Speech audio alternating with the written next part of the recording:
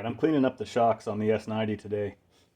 This is one I've already done. This is the original off the bike. It cleaned up really nicely. Didn't take terribly long. If you watch my other videos, I did a similar wet sanding and polishing procedure to kind of get a light shine without making it look like chrome on the aluminum parts. And then the original chrome shined up pretty well. I wanted to show you a couple of other shocks, a couple new options.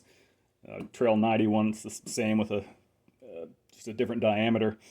But I'm going to show you how to disassemble them and clean them up, and also talk about a little bit of the differences on the aftermarket options. So first we got the other original shock, which I have not cleaned up yet, and it's really not in bad shape at all, but it'll clean up pretty nicely. Probably takes about 45 minutes per shock to get them cleaned up. Now this is a new shock. You're going to see these on Amazon, eBay, and they range in price from $20 to $80, and near as I can tell, they're all the same Chinese reproductions, so I would just get the cheapest ones you can if this is your aim. Now, I'm going to be returning these ones because they're so much smaller in diameter than the originals. They just don't look right. But other than that, they're really not a bad option. It's important to note that depending on your bike, these bushings are probably not going to be the correct diameter. If you look at this one, it's larger bushing on the bottom, and this one appears to be a larger bushing on the top of this one. So in this case, say you can't swap them, but you can swap your old bushings into these new shocks, which is what you're going to have to do, which may require a little bit of application of heat and pressing them out. That's the number one gripe on Amazon on the reviews, is the bushings don't fit. So people clearly aren't reading the reviews, and it's going to depend on the bike as well. Overall, if you put some weight on these, they feel about the same as the originals. They're not a heavier spring rate, and the oil dampening does not feel much better, unfortunately, because the oil dampening is probably the biggest weakness of these old shocks. They just don't have a whole lot of damping in them. So this is a Trail 90 shock, which is an excellent fit. This is what all these aftermarket ones are modeled after. You can see this one's about probably 20 millimeters longer, maybe 15, which is no big deal. Again, you'd be changing your bushings out more than likely. And other than that, they look great. You can get these in many colors. So if you have original shocks, these ones were in pretty rough shape. I did a Trail 90 restoration a few years ago, and I decided not to reuse these. Now, if you want to take these apart, this orange cover would be on there. You can press these in a lot of different ways. They're really not on there that tight. I can pull it down by hand a little bit, but you're going to have to make some kind of a press device, whether you use tie-down straps or a vise. There's other YouTube videos out there on CT90, Trail 90 shock rebuilding, so I'm not going to rehash that. But the point is, once these are off, compressed a little bit, the end just unscrews, spring comes off. Originally there was like a split sleeve in there, then you've got this rubber seal, and then you've got like a, I don't know, 21 millimeter or so nut up top that unthreads. Chrome sleeve comes off eventually, and you're left with the oil damper here, and there's just not, you probably hear that, there's still oil left in this, which is impressive. I don't know of a way to service these depending on the model. I have seen threads online where people were able to drain them and add oil to them. I don't see any easy way to do it, so I'm not going to fool with it. If you're riding an old 70s or 60s Trail 90 or an S-90 like this one, you're probably not overly concerned with the handling characteristics anyway. But that's how you get it apart. If you wanted to clean it up, they sell online. They sell replacement springs, Chinese ones that are super cheap. I'm sure you could find one with a little bit higher of a spring rate.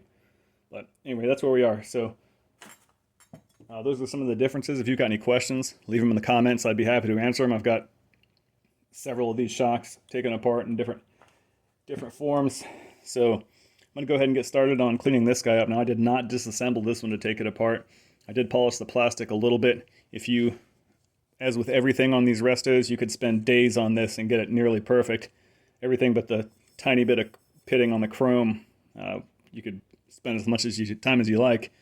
You could polish this up with a Novus 3-stage plastic polish and sand it down with 1,000, 1,500, 2,000, whatever, and then buff it, and you could really get it perfect. I got this one 90%, which didn't take long, and that's all I'm after for the moment. One of the things I love about these old small Hondas and most bikes is you can, after you get the thing back together, if you decide you want to go in and do a lower level cleaning or servicing on this, you can. And if I find out later, hey, there is a way I can service the oil in this shock, it's 2 nuts, and I've got it back off. I'm right where I started. So these parts that are easy to access like this, I know I can go back anytime and do more work. So that said, also keep in mind, if you've got a good side and a bad side, often on the Trail 90s, especially anything with a high exhaust, the Trail 90 had the exhaust going right next to this plastic upper part of the shock. So they all melted. All the ones I've seen melted. So you can rotate that plastic sleeve individually from the top. So you can rotate it around. I used aluminum tape on my resto on the side that was going to see the exhaust, and then rotated it to where I wanted it to be visible. Same thing with the chrome. The chrome can be rotated individually from everything else. So again, you can put it on the cleaner side. So let's go ahead and get started cleaning this guy up, see if we can get it looking as good as the other side, and we'll call it a day.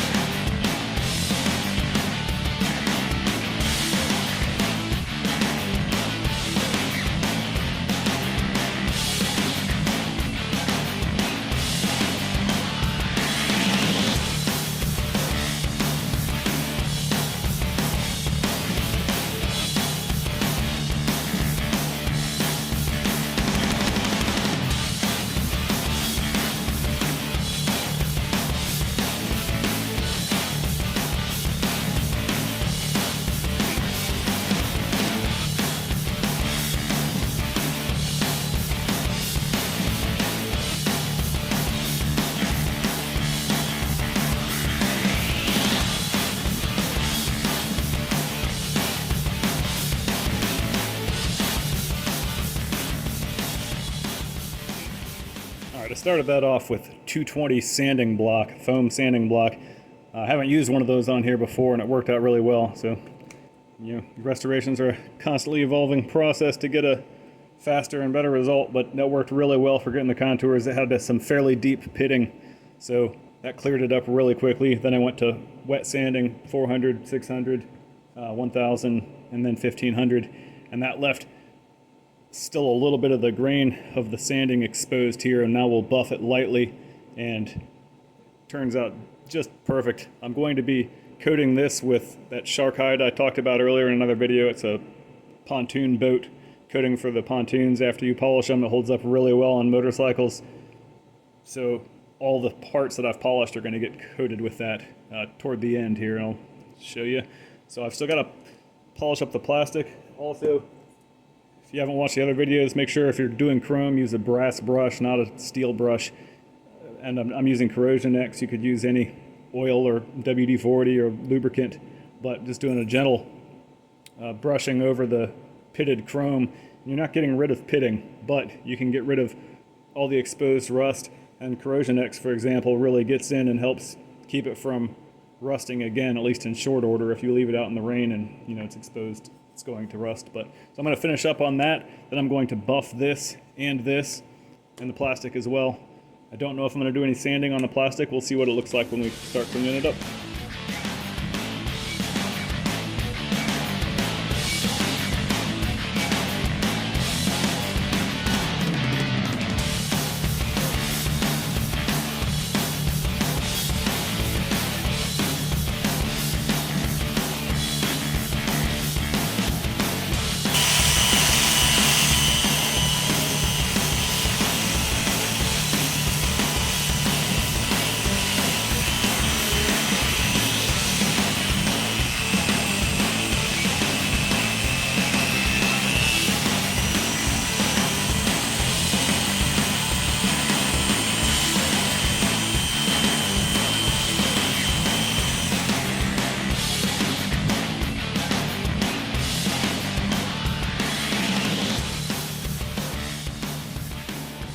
So that's the gist of it.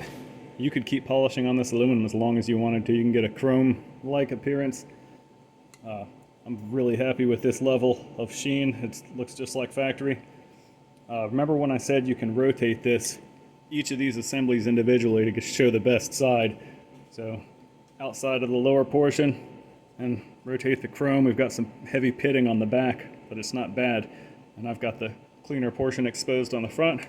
And then again, I can rotate the plastic until I get the non-scuffed up clean side that I want exposed. It's like a Rubik's Cube. So now, at the good side of both shocks, I'm going to do one more buff on the lower portion of this just because it doesn't quite match the shine of my other shock. Because I wanted a little more shine that day. So, but that's pretty much it. If you've got any questions, leave them in the comments. And drop a like and subscribe if you aren't already. I'm going to be doing some zinc plating on a lot of the smaller parts. I already have done a lot. I should have done a video earlier, but it's a pretty neat addition to your arsenal if you're doing restorations because some parts are unobtainium. So being able to get them zinc plated and then polished down to a really nice shine is a really nice tool to have. Anyway, hope this helps. Have a good one.